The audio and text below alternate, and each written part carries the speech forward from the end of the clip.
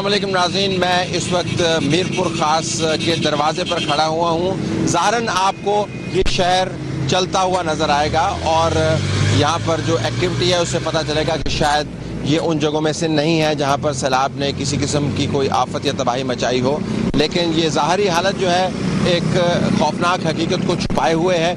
मीरपुर ख़ास सिंध के उन इलाकों में से है जो सैलाब से बुरी तरह मुतासर हुआ। ये सैलाब ज़्यादा बारिश की वजह से भी हुआ और फिर जो हमारे शहरों की और हमारे टाउन्स की अमूमन हालत है उसकी जो ख़राबियाँ हैं, सैलाब उन ख़राबियों की वजह से बढ़ चढ़ कर आया। बहुत बड़े पैमाने पर तबाही हुई है, लाखों अफराद मुतासर हुए हैं, एवैक्यूएशंस हुई हैं और इसके बड़ी बड़ी जो तहसीलें हैं वो मुकम्मल तौर पर ज़ेर आब आ गई हैं। जो इसका मुआशी नुकसान है वो भी अपनी जगह पर है। चूँकि ये शहर है और यहाँ पर लोग ज़रा निस्बतन बेहतर सहूलियात के आदी हैं, तो यहाँ के मुतासरीन की जो फ्रस्ट्रेशन का लेवल है जब उनको बुनियादी सहूलियात नहीं मिलती तो वो भी ज़्यादा है। यहाँ पर एहतजाज भी हुए हैं और यहाँ पर लोगों ने मुनज़्ज़म अंदाज से इंतज़ामी कोताहियों के ऊपर तनकीद भी की है। जो मुआशी नुकसान हुआ है उसका भी एस्टिमेट किया जा रहा है, लेकिन बुनियादी मामलात वही हैं कि जब शहर के अंदर या शहर के दूर दराज इलाकों में तहसीलों में पानी अगर घुस आया तो वहाँ से लोगों को रेस्क्यू किस तरीके से किया गया, रेस्क्यू इतने बड़े पैमाने पर करने के लिए क्या कोई पहले से तैयारी की गई या नहीं की गई। जब रेस्क्यू कर लिया गया, उनको निकाल लिया गया, तो फिर उनको किस निज़ाम के तहत किन किन जगहों के ऊपर उनको रखा गया। मीरपुर ख़ास के अंदर दूसरे शहरों की निस्बत आपको नज़र आएगा कि शायद जो फंक्शनैलिटी है, जो फ़ालियत है निज़ाम की हद तक वो ज़्यादा होनी चाहिए थी, क्योंकि यहाँ की इंतज़ामिया जो है वो उस तरीके से इतने बड़े स्केल के ऊपर ट्रेजिडी से डील नहीं कर रही थी शुरू में, जितने कि दूसरे इलाकों में जिस तरह बदीन के अंदर नज़र आया। लेकिन उसके बाद चूँकि बारिशों का सिलसिला जारी रहा और पानी बढ़ता रहा, इस वजह से शायद यहाँ पर जो मसले हैं वो अनफोल्ड होते चले गए, यानी यकदम सैलाब ने तूफ़ान नहीं मचाया। तो इनके पास प्लानिंग का टाइम निस्बतन ज़्यादा था। उस वक्त को किस तरीके से इस्तेमाल किया गया, ये पर्सपेक्टिव हम आपको दे रहे हैं नाज़रीन। सिंध के अंदर मीरपुर ख़ास के इलाके के हवाले से आपको बताएंगे कि यहाँ पर क्या हो रहा है। जो ही आप शहर में दाखिल होते हैं तो शायद आपको महसूस हो कि ये शहर बिल्कुल सूखा हुआ है। यहाँ पर आपको पहिए भी चलते नज़र आ रहे हैं और लोग भी घूमते घामते नज़र आ रहे हैं। सड़कों पर कहीं कहीं किनारों पर जो ही शहर में दाखिल हों लोग कैंप लगाए बैठे हुए नज़र आते हैं। तो मालूम ये होता है कि शायद इस शहर के मज़ाफ़ात में जो तबाही आई है उन लोगों के लिए सर छुपाने की कोई ना कोई जगह यकीनन मौजूद है, और वो जगह अगर अच्छी नहीं भी होगी तो सड़कों के किनारे कम से कम पानी की पहुंच से दूर होगी। लेकिन ये ख्याल गलत साबित होता है। आप में से बहुत से ऐसे दोस्त होंगे जो इस शहर का दौरा नहीं कर पाएंगे। आज इस प्रोग्राम में हमने इस शहर के दौरे का एहतमाम किया है। हम जानते बूझते हुए आपके सामने वो मनाज़र रख रहे हैं जो अमूमन कैमरे की नज़र से इस वजह से ओझल हो जाते हैं कि कैमरा एक ख़ास जगह पर रख कर तस्वीर बनाता है। हमने आज गाड़ी के अंदर कैमरा फिक्स किया हुआ है और जहाँ जहाँ पर गाड़ी हमारी जाएगी वहाँ पर जो कुछ हो रहा होगा आपको जूं का तूं नज़र आ जाएगा। लेकिन अंदरून शहर जाने से पहले उन जगहों का आप मुआयना कीजिए जहाँ पर बैठकर इस शहर के चलाने वालों ने उन लोगों की मदद का एहतमाम करना है जो सैलाब से बुरी तरह मुतासर हुए हैं। एक मोहतात अंदाजे के मुताबिक मीरपुर ख़ास के 90% लोग किसी न किसी तरीके से सैलाब से मुतासर हुए हैं। यहाँ पर DCO का ऑफिस हो, यहाँ पर पुलिस का थाना हो, यहाँ पर नाज़िम का दफ्तर हो, यहाँ पर कोई भी ऐसा ऑफिस नहीं है जिसके अंदर तहों तक पानी नहीं घुस गया। यानी वो मशीनरी जिसने इन तमाम लोगों को फ्लड रिलीफ फराहम करनी है वो खुद पानी के नीचे है। अब जब वो मशीनरी ही पानी के नीचे है तो उस मशीनरी ने कारामद तरीके से पॉलिसी कैसे बनानी है। हम अमूमन ऐसी जगहों पर जाकर अफसरान से बातचीत करते हैं ताकि अंदाज़ा हो कि ऑफिशियल्स क्या सोच रहे हैं और उनके यहाँ पर जो असेसमेंट्स हो रही हैं क्या वो हकीकत से मुताबिकत रखती हैं या नहीं। DCO साहब से हमने मुलाकात चाही, लेकिन चूंकि वो ख़ुद भी इस वक्त दौरे पर जा रहे थे तो हमने मुनासिब यही समझा कि उनके साथ दौरे पर जाने के बजाय हम अंदरून शहर चलते हैं। आइए इस प्रोग्राम में देखते हैं कि मीरपुर ख़ास के खूबसूरत लेकिन छोटे शहर का क्या हाल है, पानी कहां कहां पर आ गया है और उसने क्या क्या नुकसान किया है। ये मनाजर आपको जीप के दोनों तरफ लगे हुए कैमरों के तवस्सुत नजर आ रहे होंगे। आप भी देखिए और हम भी वो भयानक मनाजर को दोबारा देखते हैं जो हम आपके लिए रिकॉर्ड करके लाए हैं।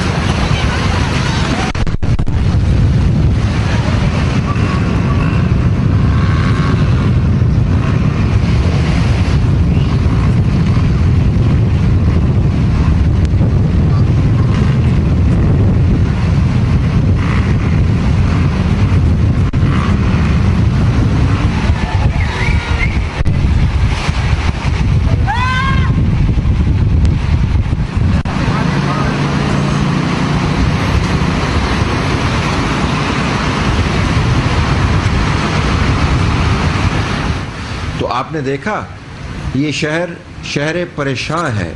यहाँ पर तमाम के तमाम लोग एक ऐसे अजाब से दो चार हैं जिसका ना उन्होंने कभी सोचा और ना ही किसी को अंदाज़ा था कि उनकी ज़िंदगियाँ इस अजाब से कितनी मुतासिर होंगी। सड़कों पर खड़े हुए लोग हम पर भी तबर्रा पड़ते, हमें भी लान तान करते और कहते कि आप सिर्फ फिल्म बना के चले जाते हैं, इस मामले का हल नहीं बताते। हम उनको मुर्दे इल्ज़ाम नहीं ठहराते। अगर आप और हम भी इस पोजीशन में हो जिस पोजीशन में मीरपुर ख़ास के लोग हैं तो हमें भी गुस्सा इतना ही आएगा और जो हमारे सामने आएगा उसके ऊपर गुस्सा निकालेंगे। आप मनाजर देखते रहिए। ये वो शहर है जिसके मज़ाफ़ात के अंदर एक और किस्म का अजाब है, वो मैं आपको एक और प्रोग्राम के अंदर बताऊँगा। लेकिन इस शहर के बासी एक ऐसी मुसीबत में मुब्तला हैं जिसका हल ना उनके सामने है और ना ही पॉलिसी साज इदारों के पास उसकी मौजूदगी के कोई शवाहिद हैं। काम के लिए क्या करें, 3 जने जाते हैं, चला देते हैं, फिर देखते हैं बंद कर देते हैं। डीजल बचा रहे हैं, वो मुश्किल में पड़ी हुई है, डीजल बचा रहे हैं। 50 लीटर गवर्नमेंट रोड डीजल दे रही है, 2 लीटर चला के बंद कर देते हैं। हम आपके लिए खड़े हुए, रास्ता नहीं है ना, उस तरफ खड़ा है, उधर पानी ज़्यादा है, पानी ज़्यादा उस तरफ।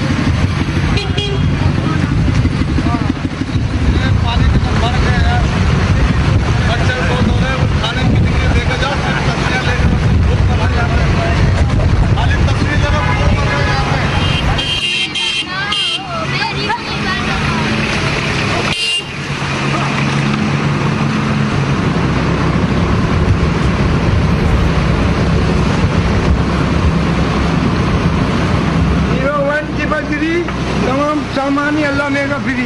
ये टाटा हो रही है, टाटा दरिया सिंध बन गया है ये। खाली मूवी बना रहे ये निकल जाए, इन्होंने बेड़ा मोड़ दिया है। फायदा तो होगा लोगों को।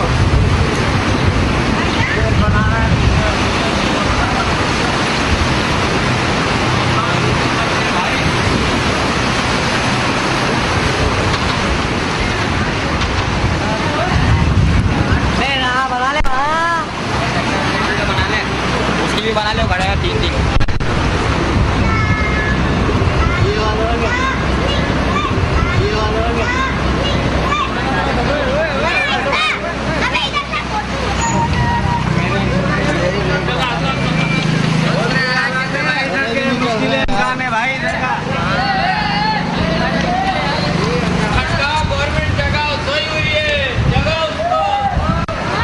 हमारी दुकान की मूवी बना, हमारी दुकान खुल गई।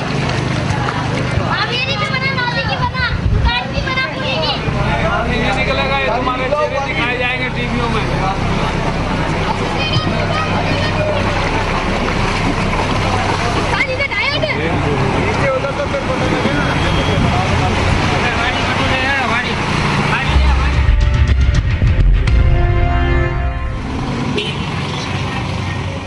हम में से जो लोग निस्बतन बड़े शहरों में रहते हैं उनका ख्याल होगा क्या हो गया कि शहर की चंद सड़कें बंद होगी। जनाब, ये चंद सड़कें नहीं हैं। छोटे शहरों के अंदर चंद ही सड़कें होती हैं जिनसे शहर बनते हैं।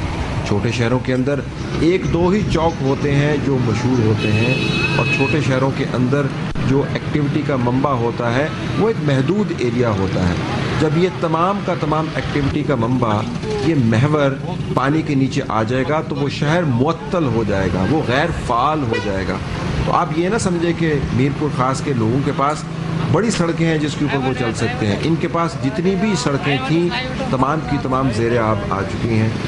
एक तहकीक के मुताबिक यहाँ पर मलेरिया और गैस्ट्रो की बीमारियाँ बढ़ती जा रही हैं। डॉक्टर मौजूद नहीं है क्योंकि बेसिक हेल्थ यूनिट के अलावा हस्पताल भी ज़ेरे आब है। सरकारी इदारों में चूँकि कोई आ नहीं सकता, इस वजह से यहाँ पर आपको अफसरान और दूसरा अमला नज़र नहीं आता। सबको अपने घरों की पड़ी हुई है। इंफ्रास्ट्रक्चर मुकम्मल तौर पर तबाह हो गया है, कोई पुरसान हाल नहीं है। चूँकि हर जगह पानी खड़ा हो गया है, आने जाने का बहुत बड़ा मसला है। सितम ज़रीफ ट्रांसपोर्टर्स ने इस मजबूरी का फ़ायदा उठाते हुए किराया डबल कर दिया है। 1 किलोमीटर 500 रुपये लेकर भी तय नहीं करते। अगर आपने ट्रैक्टर हायर करना है तो 4000 रुपये दीजिएगा। गदा गाड़ी पर बोझ ज़्यादा हो गया है। उनके किराए भी आसमान से बात कर रहे हैं। मरीजों को अस्पताल ले जाना हो या उनको अस्पताल से वापस लाना हो, ये एक ऐसा दर्द-सर है जिसका कोई जवाब नहीं है। यहाँ पर पीने का साफ़ पानी मौजूद नहीं है। मिनरल वाटर की बोतलें 250 रुपये की एक। कुएं का पानी लोग पी रहे हैं क्योंकि यहाँ पर निकास का निज़ाम दरहम बरहम हो गया है। लिहाजा आप समझें कि बारिश का या गंदा पानी ही पी रहे हैं। इससे कितनी बीमारियाँ बढ़ रही होंगी, इस पर एदाद शुमार इकट्ठे नहीं किए जा सकते क्योंकि एदाद शुमार इकट्ठे करने वाले खुद ज़ेरे आब हैं। खाने पीने की चीज़ों का फुकदान है। यहाँ पर सैकड़ों प्राइमरी स्कूल हैं जो बंद हैं अगस्त के महीने से लेकर अब तक, और न जाने आने वाले कितने हफ्तों और महीनों में ये स्कूल बंद रहेंगे। जिन स्कूलों के अंदर पानी नहीं घुसा उनके अंदर लोग घुस गए हैं। फर्नीचर तबाह हो गया है। बच्चे सैलाब से ऐसे मुतासर हुए हैं कि ना सिर्फ उनकी तालीमी मुस्तकबिल के हवाले से बहुत बड़ा सवालिया निशान है, बल्कि उनके अंदर अमराज भी बढ़ रहे हैं। बिजनेस भी मुतासर हुआ है। रेडी वाला हो या दुकान वाला हो, किसी के पास भी ग्राहक नहीं आ रहा। ग्राहक कहाँ से आए? बैंक भी बंद हैं, लोग पैसे नहीं निकाल पा रहे क्योंकि पैसे लाने का निज़ाम और बैंकों को चलाने का निज़ाम भी मुतासर हुआ है। यानी वो तमाम काम जो आप किसी भी शहर के अंदर कर सकते हैं, मीरपुर ख़ास के अंदर नहीं किए जा रहे।